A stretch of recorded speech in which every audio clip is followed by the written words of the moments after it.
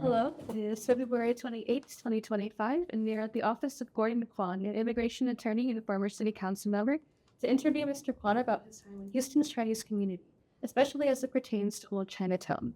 The interviewers include Dr. Melody Mzivi, Arshia Yassin, Karis Wu, and Daniel Kelly. So first of all, what is your immigration story? Well, my father had been an American citizen and served in World War II in Germany. And so after the war, he came back to the United States, married my mother, who had been born in Georgia, actually. And then they went back to China under the GI Bill to continue his education. And I was born in China during that time. My grandfather had been a merchant in the U.S. and had accumulated a good amount of wealth in China, bank, jewelry business, warehouse, stuff like that. And when the Communist Revolution occurred, the communists condemned my grandfather as being a capitalist and issued a warrant for his arrest. So that led him to flee back to the United States. And so we came to, he was originally in San Antonio, and he came to San Antonio. My parents went to buy a house there, but after the war, I think there was a lot of prejudice against Asians. And so this family that they were buying the house from refused to sell it to my parents because they were Chinese. So fortunately, an uncle found a business in Houston and told my parents about that, and that led us to come and settle in Houston. What was it like to grow up Chinese in Houston? It was kind of lonely because there weren't that many Chinese, and our store was located in a predominantly Hispanic neighborhood.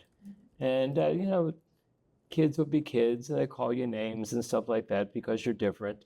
But by and large, we got used to that.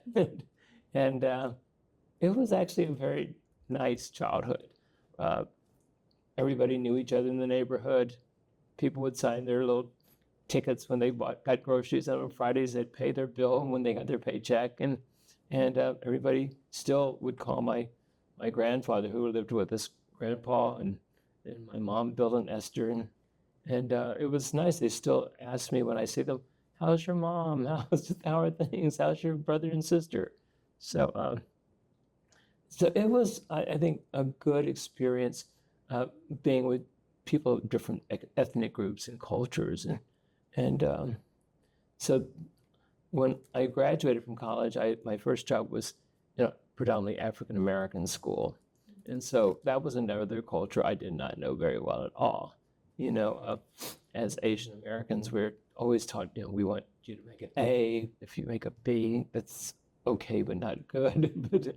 And I found a very different situation in the Fifth Ward of Houston, a very poor neighborhood where oftentimes kids did not know where their parents were and had difficulties finding meals. And so it was eye-opening to me as far as learning about them.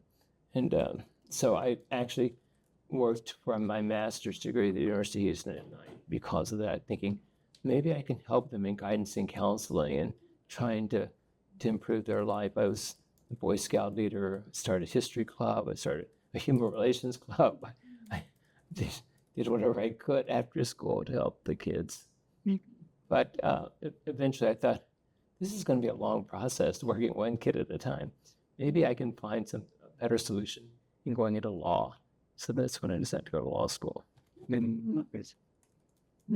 So moving on to the topic of Old Chinatown, did you spend any time in Old Chinatown growing up? And if so, what are some of your memories? Well, the Old Chinatown was basically our community center, I felt. We had the Chinese Baptist Church there. We had the Onlung Merchants Association, the Sun Deluxe Cafe, and we had a few Chinese grocery stores.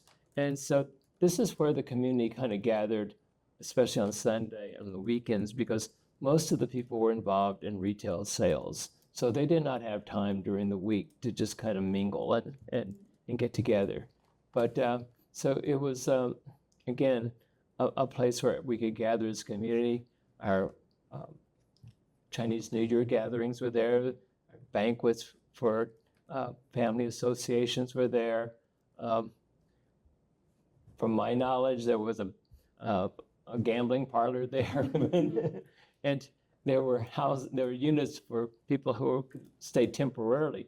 There was also an altar in one of the floors, a Buddhist altar. It was very nice that people could go and meditate there. So that was, I think, a big part of where this community evolved. Again, as I talked about the Chinese Baptist Church, that was a big gathering place for the community. And so after church, we'd go play baseball in one of the parks nearby and go for lunch or dinner at the restaurant. So it wasn't a big place, but it was nice. And people felt like they had their own place to hang out and with other people of their ethnic group. What were the New Year's celebrations like?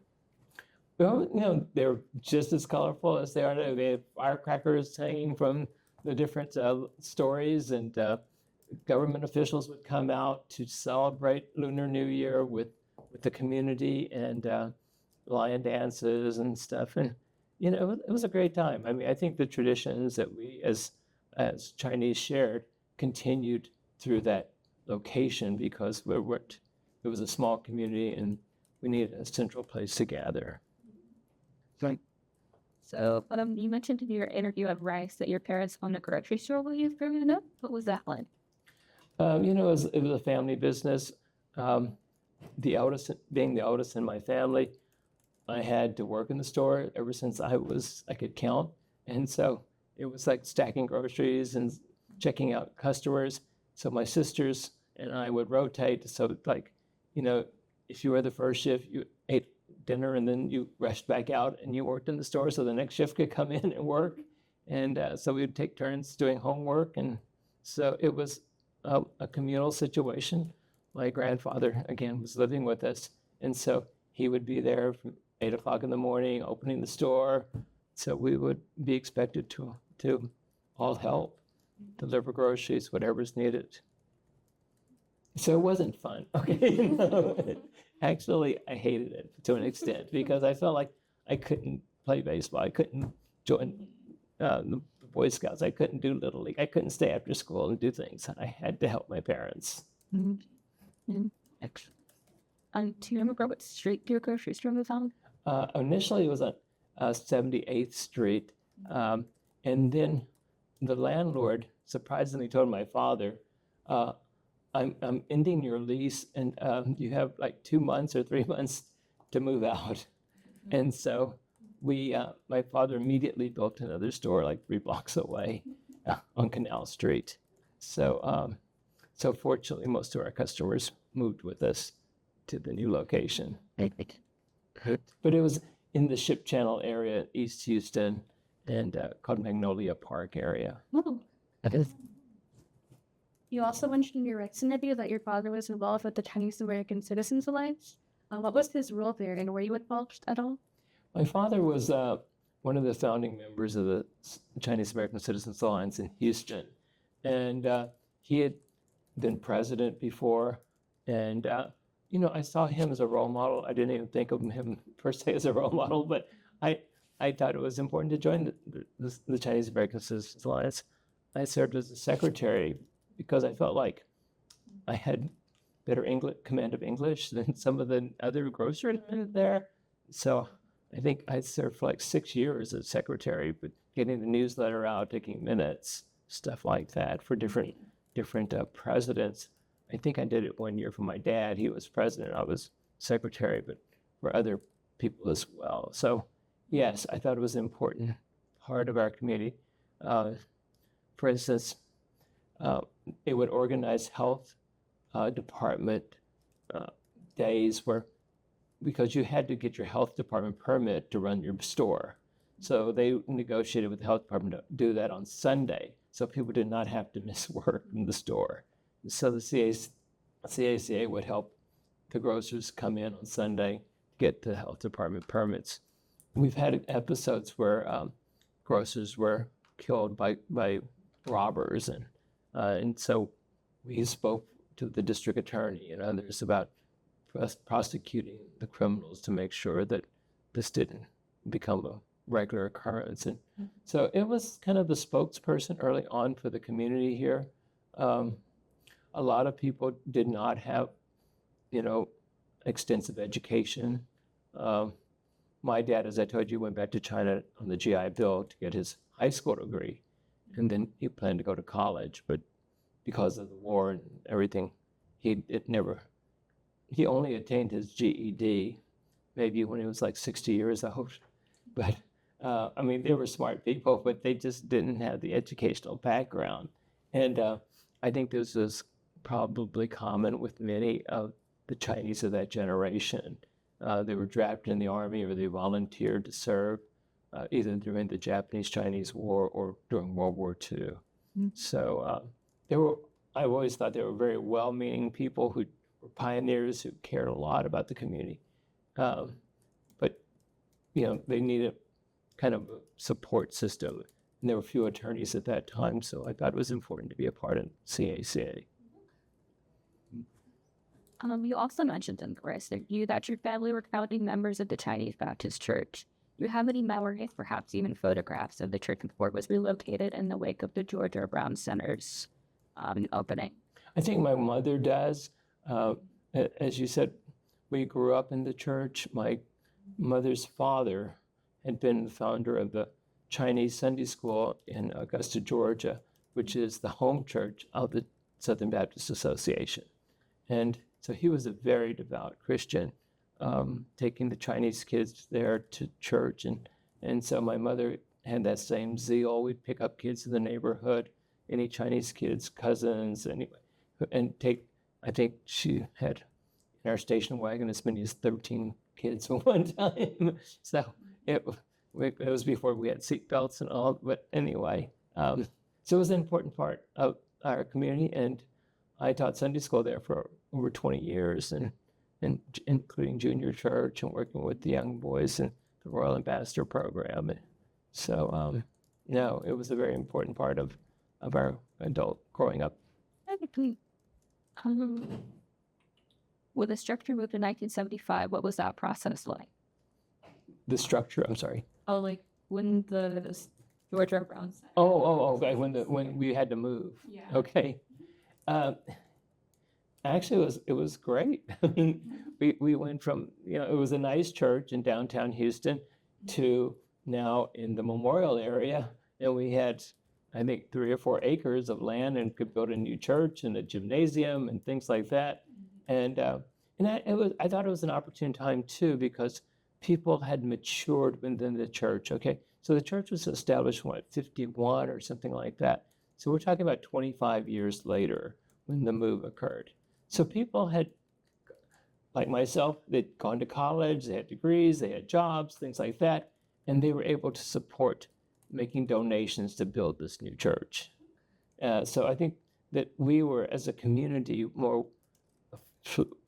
affluent at that point in time. I remember when we were at the old church, the idea was like, there was this thing, but be a busy bee, give a dime a week or something like that, and to build the church. And obviously that didn't raise a lot of money. And we had old newspaper drives and things like that.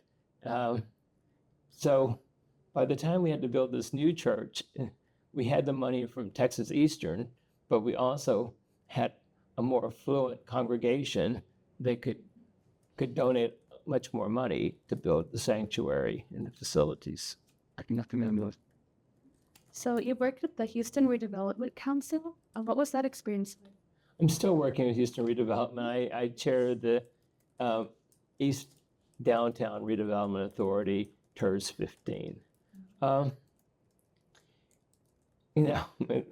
find it somewhat exciting, to tell you the truth, because you take areas that have been somewhat blighted and you have a vision for can you bring more life and vitality to those areas. As you know, it was the old Chinatown area. Now we have, the Dynamo Stadium is there.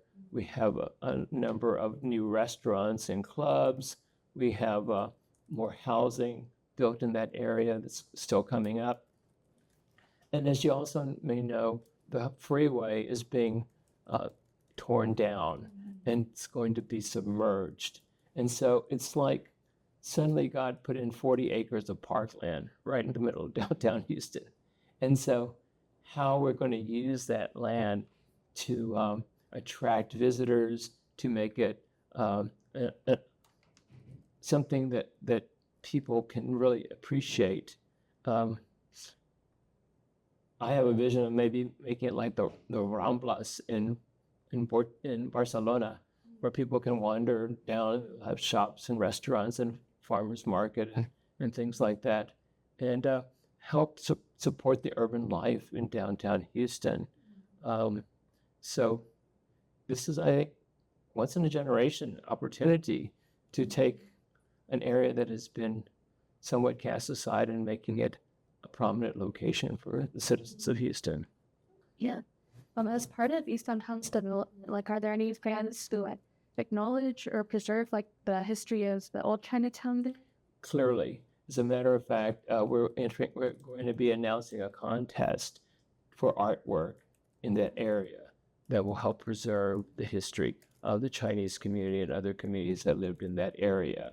At one time, I was trying to, before the freeway was being torn down, look at Mylar panels, paintings, so we could do family histories, like you mentioned the G family or the Quan, that all these family associations could chip in and do their own thing and wrap it around a pole under the freeway, so it could be a walking history that people could say, oh, look, these are the early founders from this or that family.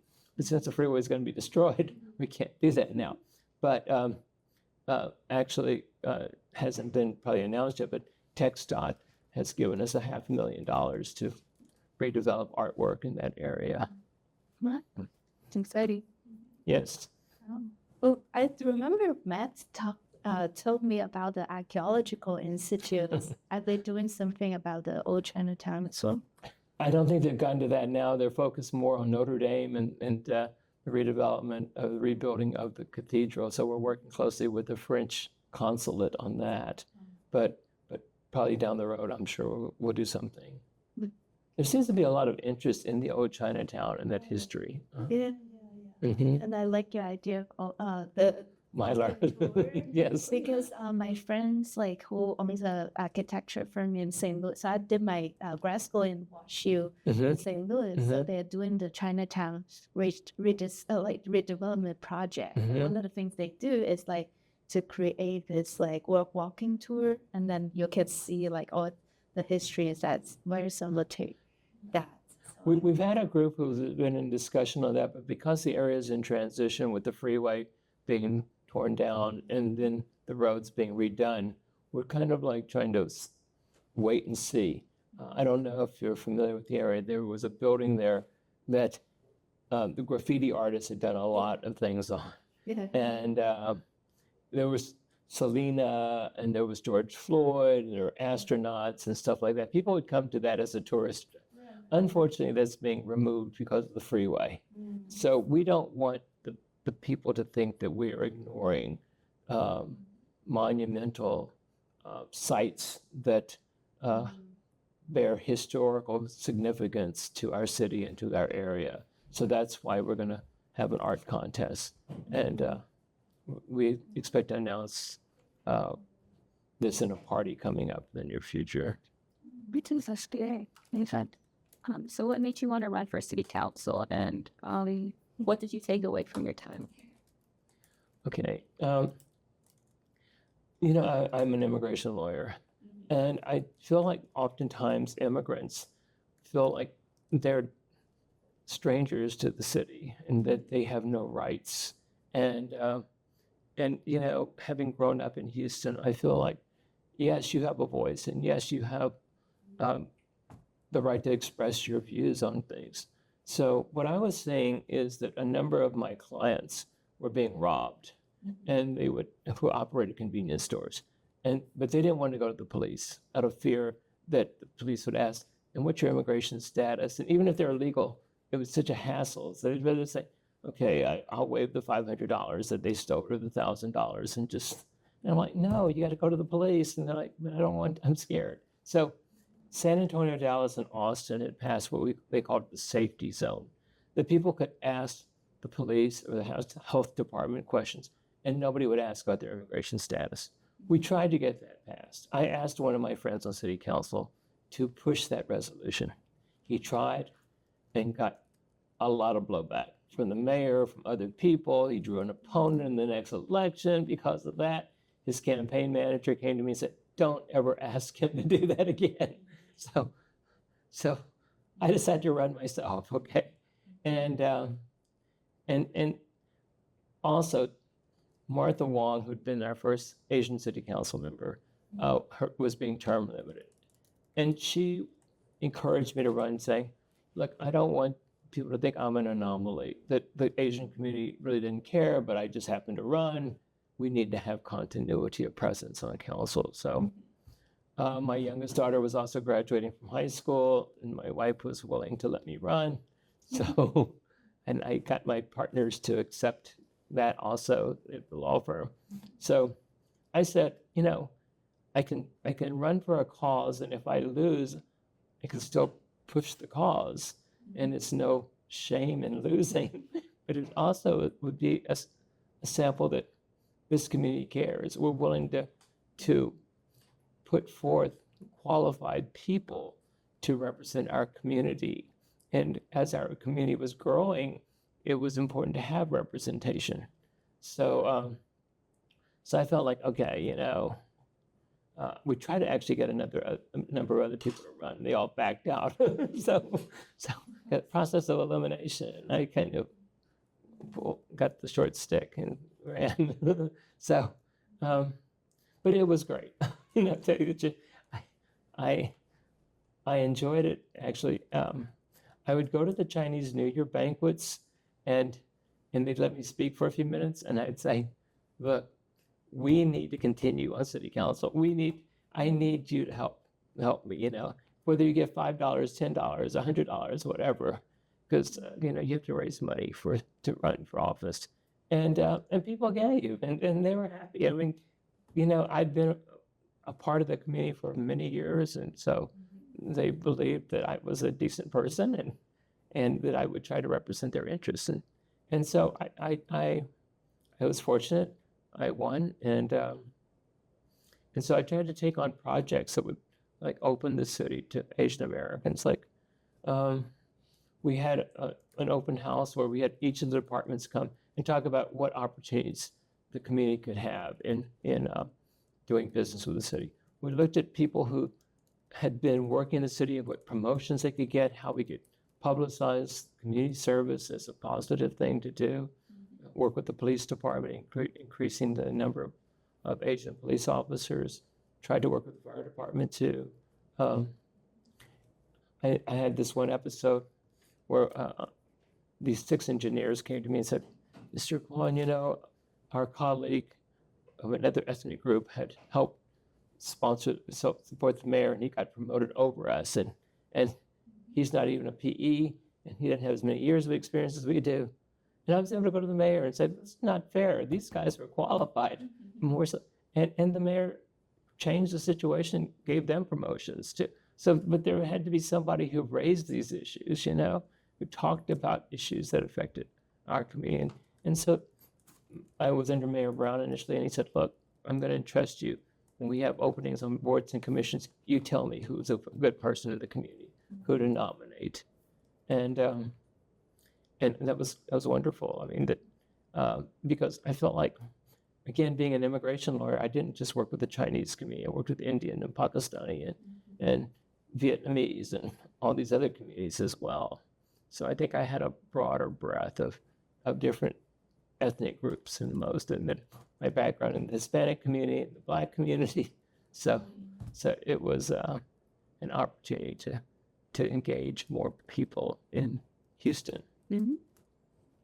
So when you first ran for city council to president, what like changes have you seen in terms of like Asian representation and like Houston politics, state politics?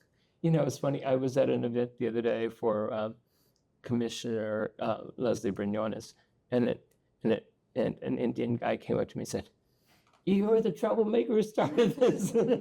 You got us involved in politics in Houston." And I mean, he was teasing me, of course, but I was happy he said that, that what happened is, I won't say it's a sleeping giant, but I think people were hesitant to get involved because they didn't know who these people were, and there was a distance. And then after I think, okay, some of the City Hall insiders said to me, "Who are these names? I've never seen them in any other campaign." I said, "That's right, they've never gotten involved. Nobody ever asked them to get involved in any other campaigns." And it becomes public record once you give money. I had another guy call me and say, "Why are these politicians calling me? I only gave money to you. I didn't really want to." I said, "Sorry, Howard, but you gave money to me and now it's a public record. That's why they're calling you."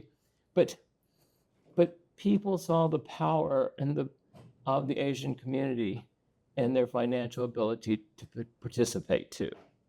And so I think it became more commonplace now. Like, of course I'm going to reach out to the Asian community. I mean, they have money, they have votes, they're involved, they're smart, they're capable.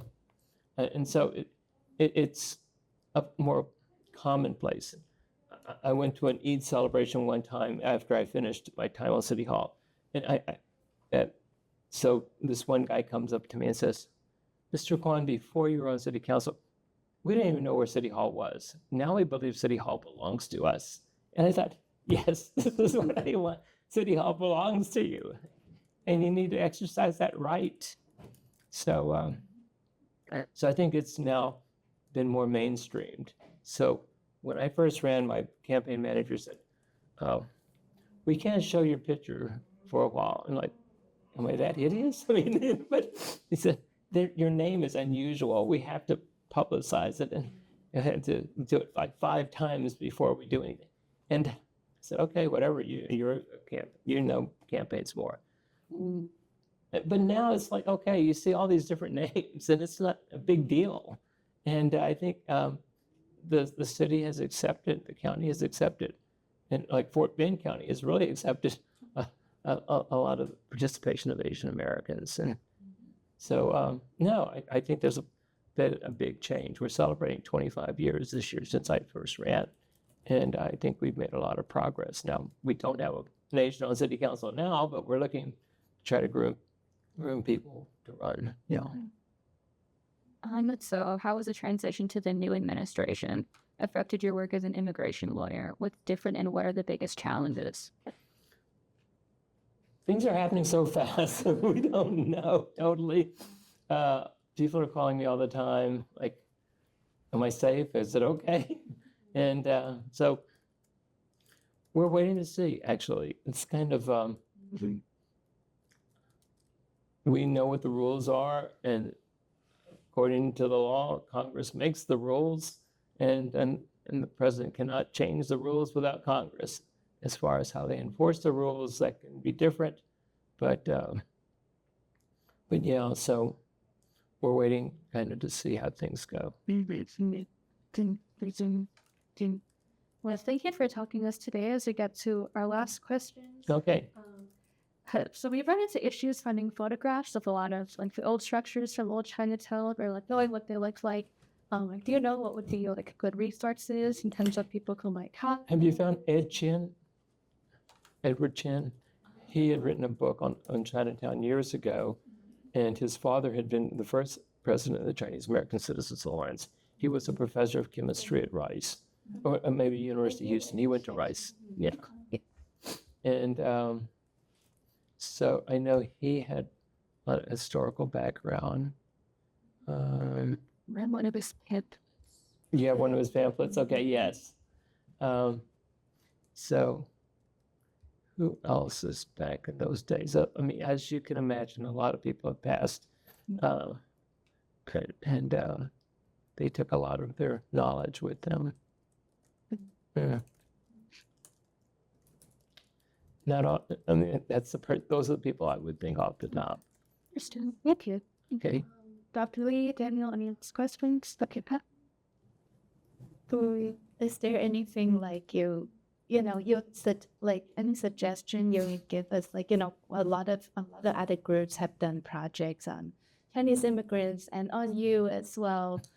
Is there anything like oh, we can fill the gap, or like in terms of, this like, oh, Chinatown topic or Chinese community. Mm.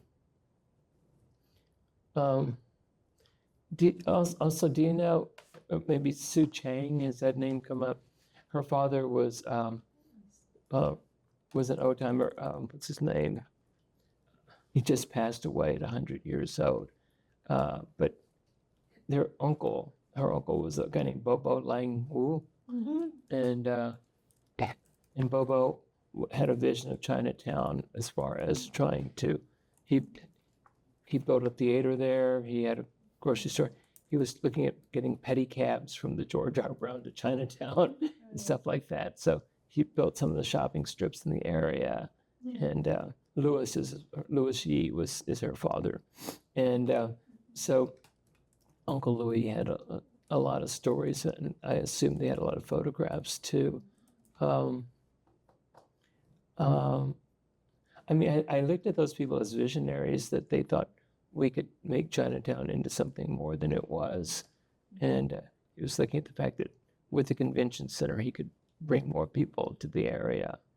And I thought the pedicabs were kind of a cool idea, because kind of a reminiscent of a rickshaw or something like that, What happened to hurt Chinatown was we expanded the George R. Brown. I don't know if you studied that part. And that cut off some of the streets that used to go to Chinatown. And so the buses that would do lunch runs to Chinatown, and people would just go there, have a buffet at one of the restaurants, and come back. And then it just became more difficult to catch the bus and go to Chinatown. So a lot of the restaurants closed. Let's see. And of course, the building is now gone. And of course, the community, it wasn't a residential community. That was one of the maybe big differences from other Chinatowns, like in San Francisco or New York.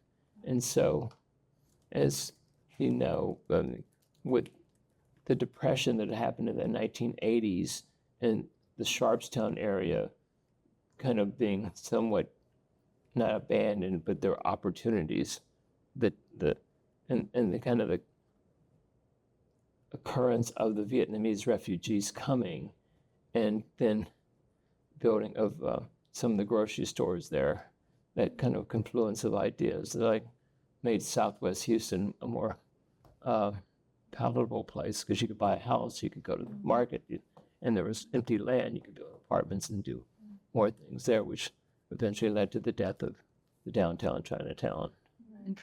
So now, what else? And I mentioned about the church being relocated, so there was no need to go downtown. It was on Sundays that was, you go to church and then you go to the stores, but now you had to go to church, so the stores suffered. And then places like Kim San, Ocean Palace, they could accommodate the big weddings and stuff, so you didn't have to celebrate Chinese New Year at Anmao. You could go to these other places. So, no, I don't think there was any plot. It was just a progression of ideas of things that happen with any community of moving around. I mean, there were stories. I mean, I just heard rumors like that the triads would have their people hang out or lay low in Chinatown, Houston, because nobody bothered them. So they'd stay at the online building, and talking about the gambling parlor down in the basement and playing mahjong and stuff. But I was too young to know too much about that. So there wasn't a lot of like scandals or stories about mysteries of Chinatown in Houston to me. Those are the only things I can think of. But as you asked, I want to preserve the history to let people know that this is kind of where our community began. Would do you or your family still have some of those old pictures? I'll look again. my mom is like 99 years old, so she might have something. I don't know. Yeah. I'm deep community. Definitely. I also have a personal curiosity because I married a Hispanic. Oh, okay. And then you mentioned you grew up in a Hispanic neighborhood, and I always feel like so much cultural difference. We actually went through a lot of like cultural conference and stuff, but I always feel like there could be a way these two communities like work together, right? Like the Hispanic community and the Asian American community. Like, do you? Totally. I'm a member of LULAC Council 60, so League of United Latin American Citizens, and I've been a proud member of that organization. And I'm working with them now on the redevelopment of their clubhouse on Bagby Street. It's the only clubhouse LULAC has in the country, and we're proud of our Asia Society building and the history that we can provide there and the programs you talked about through education. Unfortunately, I don't see the same level of development in the Hispanic community, and they're the largest community we have in Houston.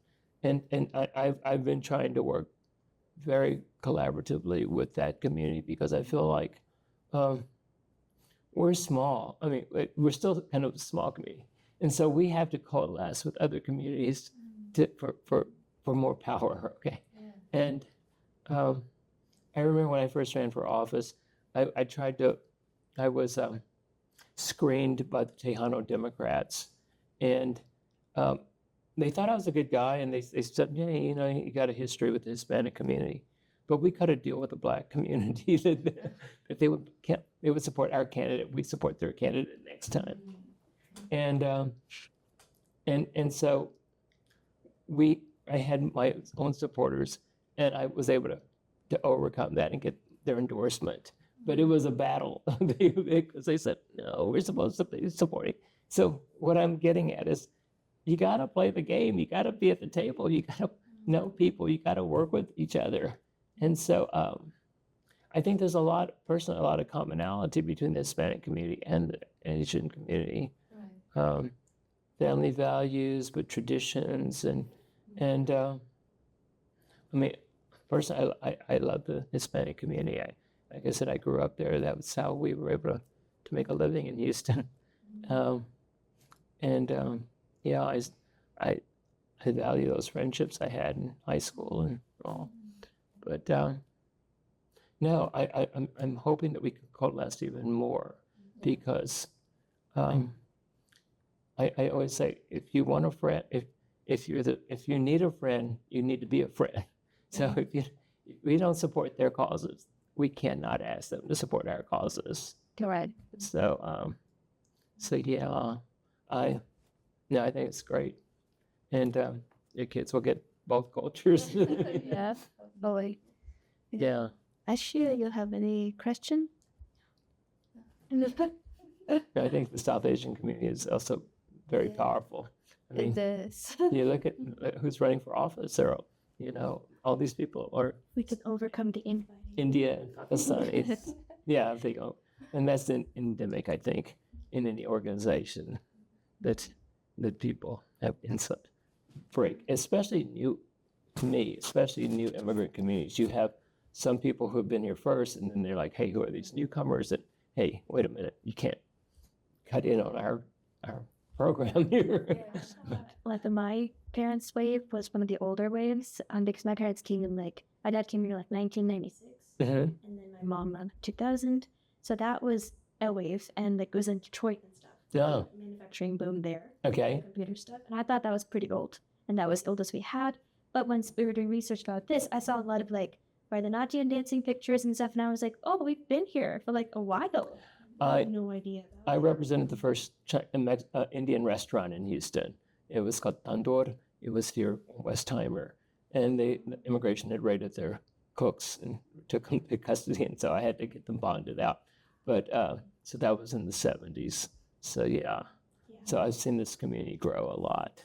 Yeah. So I mean, there's there's been no emphasis in preserving any of that, or it's been so disparate that we have no idea. And you were immigrants, I guess. So I think after this project, I'd probably start looking into what my own communities are doing. when I'm not boasting, but one of the things that happened on city council, I was the chairman of the Housing and Community Development Committee, and we gave India House the first grant of $500,000. And once we got that going, other people felt it was a viable project, and other families started giving. We also did the first grant in Masima Clinics, and I don't know if you know Masima Clinics, but it's in the Pakistani community. They started on Willcrest, and now they have 7 or 8 locations around town. And sometimes you gotta get that infusion of the first grant to show that they're solid and they're real, can propel that organization further. And so I've been real proud of how much, because it's not like Pakistanis that go to Masima, it's everybody who goes to Masima. And as a matter of fact, the doctors are volunteering their time. So, and I think that's a testament. I want the community to say, hey, look, these guys are not just out for themselves, they're out for everybody to help each other. Right. So for those names that you mentioned with we read them in the archives, like Harry, like like they presented on them as well, Yeah. and then, but we don't have contact to those people. I wonder if you have contacts and willing to share. Well, Harry's office is not too far from here, actually. So just look him up in the phone book, Harry G. Jr. Law Firm, and they're close by. Suche, to get you her email address or phone number. She's a teacher and she's very gregarious. So she'll be glad to help you in any way she can. What else did I mention? Actually, I ran into Martha Wong in Chinese Baptist Church. Yeah. So. Martha, well, I was just with her at an event for the Asian Chamber. We were celebrating 35 years at the Asian Chamber. I was a past president there too. No. Well, thank you so much for speaking to us. Okay. Full appreciate Good. Let's see what time it is. for the time you work with